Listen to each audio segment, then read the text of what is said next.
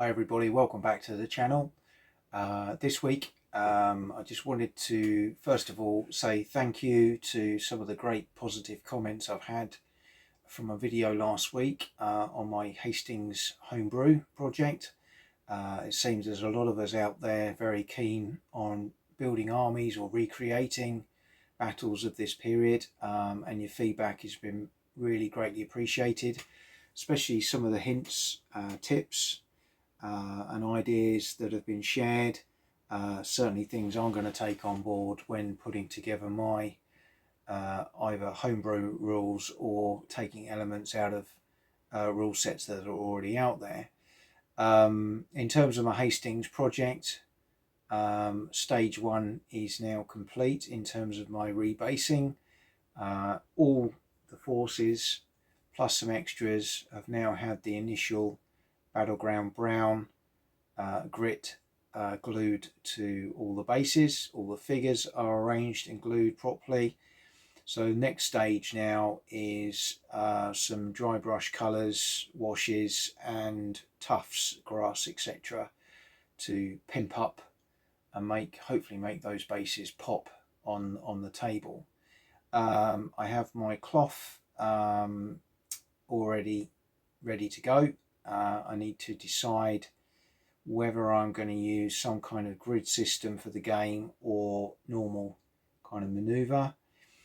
And then beyond that, it's the cosmetic things and of course narrowing down on the rules that I'm going to use. I want something very simple, something very quick, something that will play in an evening, couple of hours maximum, and give everybody on both sides a challenging but really enjoyable fun game and fun experience, and also a learning experience. I think there's a lot to learn from this period of history, and I hope to be able to bring that into the game. So hopefully I'll be sharing more videos with you on that project as it comes along. Certainly that was the feedback I got, that you guys wanted to see a bit more. I hope to bring you a few more of those in weeks and months to come. But today is actually an unbagging, and my unbagging will be a game from Snafu Games in Barcelona in Spain. I've been speaking to Oscar there for a number of months, and you will remember a couple of my other videos on two of the games I bought in this small battle series last year. Ambon, which was the Japanese invasion of the Ambon island, defended by the Dutch and Australians, and also Santander, which was a Spanish Civil War era game. This one, when I saw it was being put together, was of particular interest. 12 Hours at Maleme. This is Crete, 1941, the invasion by the German Fallschirmjäger, and this concentrates on the battle of this airfield between the Fallschirmjäger and the New Zealanders. As I say, Snafu very kindly provided me with a review copy of this game, so I'd like to thank Oscar and his team for that. The game is designed by Ivan Pratt, and development is by Oscar Oliver and Mark Figueres. Art, Nils Johansson, same art that was completed on the other games, which I really like. I think this is really nice. So I'm going to unbag this now, the remainder of the video, show you what the contents look like, and then I hope to have a few games of this solo and with some of the guys at the club, and bring you a sort of more in-depth review of my thoughts around the game in a few weeks' time. So with no further ado, I've taken this game out of this Ziploc bag, and I just want to show you some of the components, my thoughts around those, as I say, before I start getting the game on the table and sharing my thoughts further. So the artwork, as I say, of the cover is lovely. What I like about these games is everything is condensed into this bag, and there's often a lot of components, and this one I'm sure will be no different. So a nice cover. Part of the game components is the cover, so we've got a German HQ actions down the side here, so we've got things like Stukas seizing the initiative, and then we've got these German holding boxes which will be looks like times when different reinforcements will arrive on the table. So you can see here where the parachute drops are going to happen, and the turns, etc., where that could apply. So I like that. Really nice. The back, I'm just going to take the back out because the back follows a similar trend. So I'm going to start by showing you the playable part, which is the Allied HQ actions. And again, you can see here we've got the 28th Mari Battalion, the Matilda tanks, engineers, etc. So there's some elements in there, and again, Allied setup of the various companies and where they are positioned on the table. So utilizing the front and back sheets, which will be great for the opening parts of the game. But the back cover just gives you a summary of the game overall. So the contents are the map, 120 counters, 20 pages of rules, and 4 player aid sheets.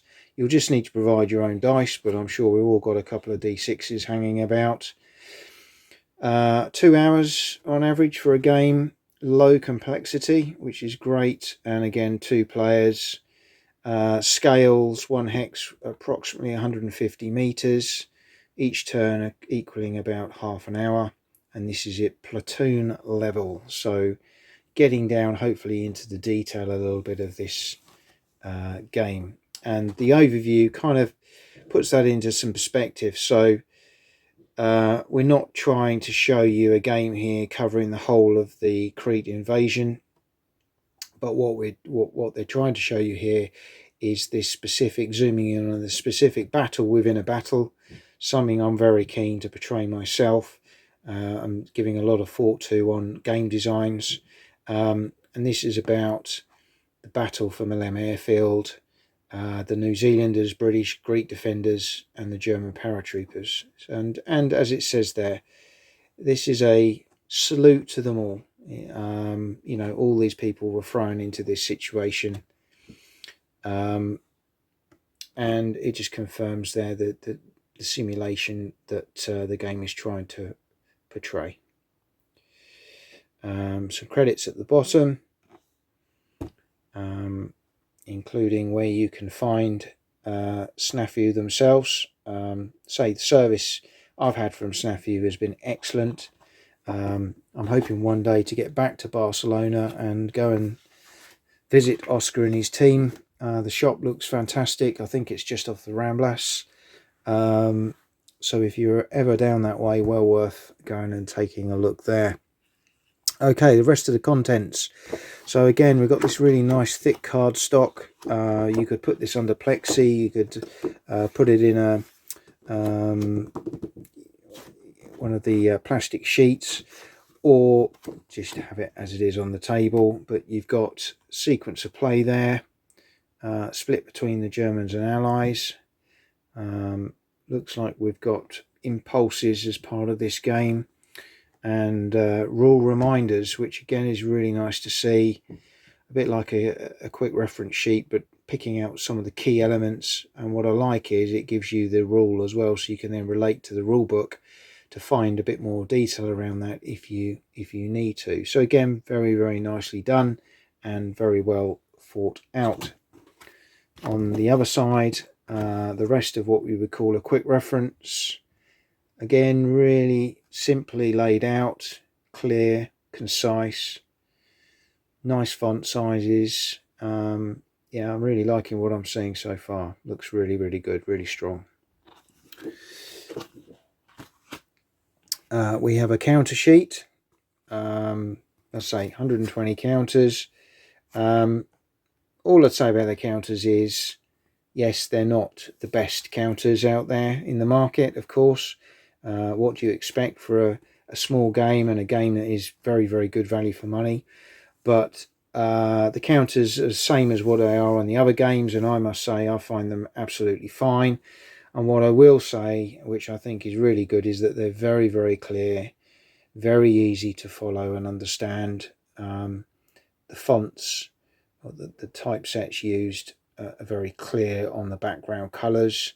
So it shouldn't be too difficult wherever they are on the map to identify which forces and what they are.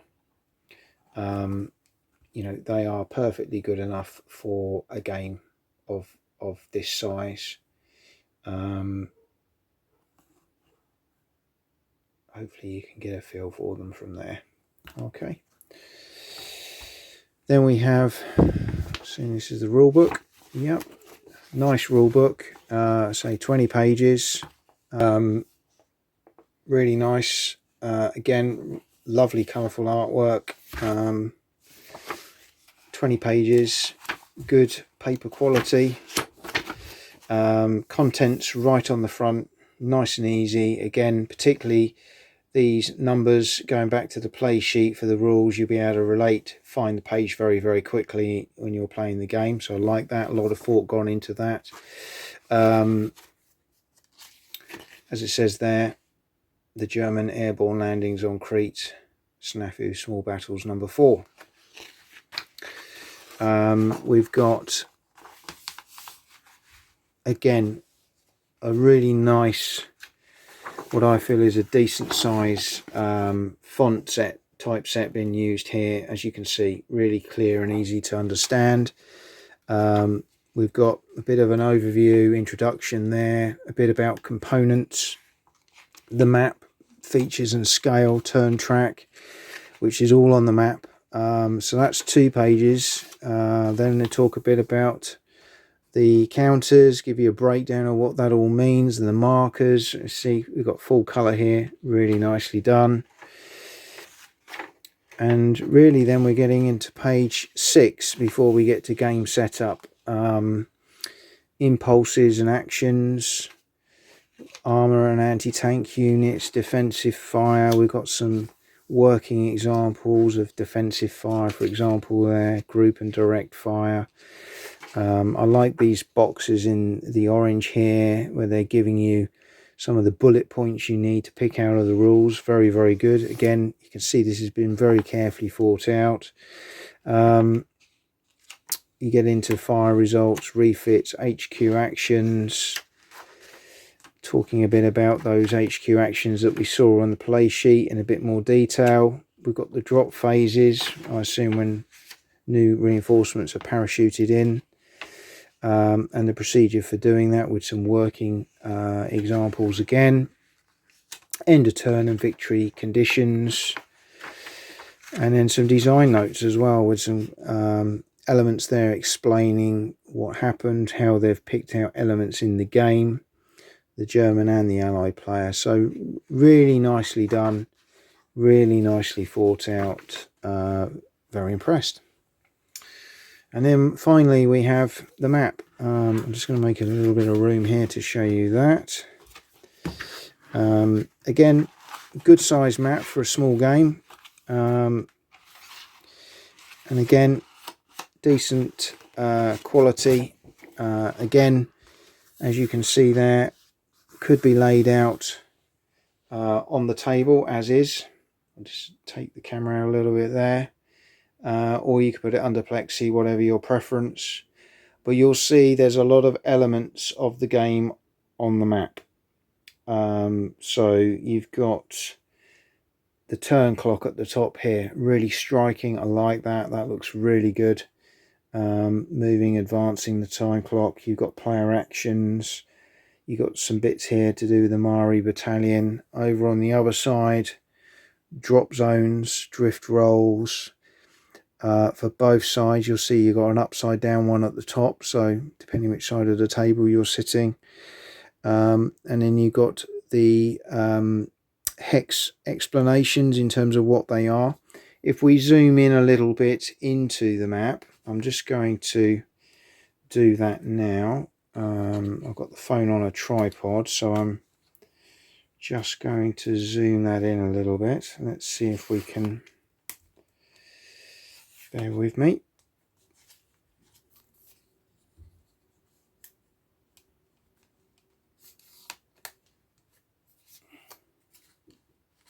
Okay. Here we go. Let's have a look. So, what you can start to see, these are not counters, these are actually inscribed on the map. So there's some really nice elements here to the map. You can see these drop zones, and you can see the wider map here. I assume these are probably some of the key objectives. So you can see there's C Company probably covering that area, and then you've got D Company, A Company, HQs, B Company down here. So some really nice design elements there to the map, and hopefully what you can see is that is one lovely piece of artwork, and a lot of thought again gone into the layout of that.